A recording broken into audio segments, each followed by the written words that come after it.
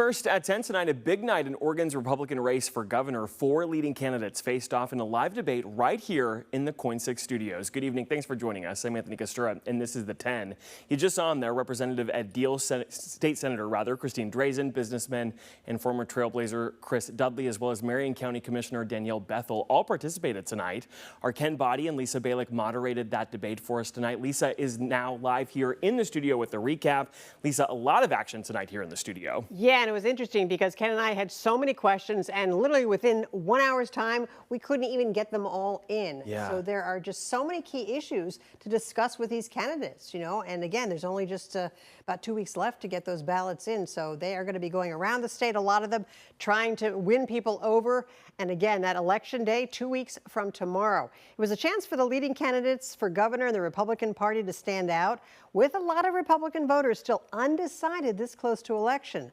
And they have their ballots in hand, a lot of hot topics, which they weighed in on.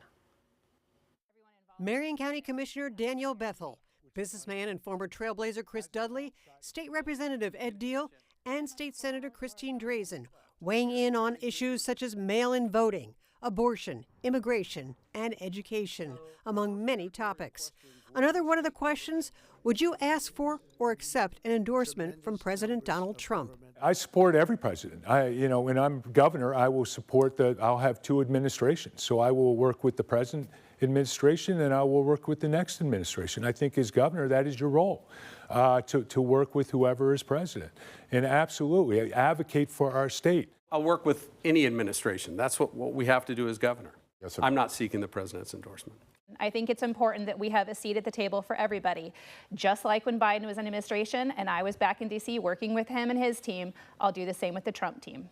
Anybody that supports my vision for a brighter future for our state, I will accept their support, entirely focused on the people of Oregon. The candidates also talked about how they would improve the education system in Oregon. Several candidates also spoke about how they would make cuts to Oregon government agencies.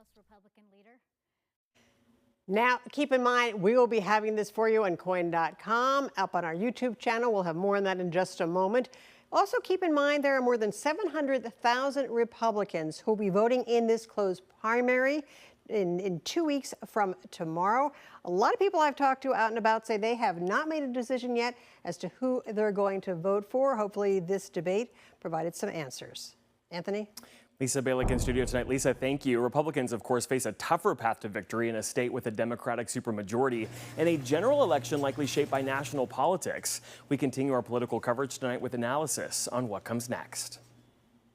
Let's just go around and get some initial thoughts. Post-debate reaction from the KOIN Plus studio with our Todd Unger. Our analysts say none of the top Republican candidates broke away from the pack, meaning the next 2 weeks are critical. And I didn't see at one point in there, Christine didn't stumble. She didn't do anything, but I didn't see anybody really try to go in on any level. And I think at the end of the day, people are going to look back at this one and go, it's another nothing. Frontrunner State Senator Christine Drazen is expected to stay the course, focused on turning out supporters.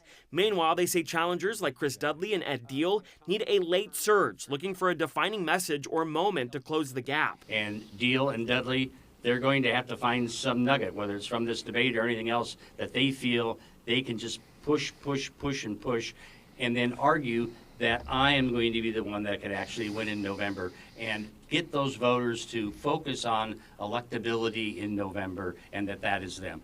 Issues like the economy, cost of living, and state government performance are likely to take center stage, with candidates under pressure to get more specific. But they say Drazen is expected to avoid risks, leaning on name recognition and a steady message to hold her lead. Well, I would hope for her that she tightens up her message. It can't just be, I hate Governor Kotek. She's got to get a much stronger message, and I think it's going to be a very interesting campaign. Our analysts say expect a blitz of ads, events, and voter outreach as campaigns try to lock in support. But whether anyone can break through before primary day could determine how competitive this race becomes this fall.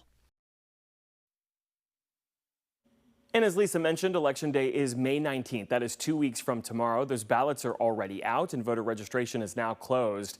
This is a closed primary, so only registered Republicans can vote. Ballots will still count, though, if they're postmarked by Election Day, even if they arrive later. Now, if you missed the only televised Republican debate tonight, catch it again tomorrow, May 5th at 2 different times. That's 1 p.m. and again at 8 p.m. only on our free streaming app, KOIN Plus.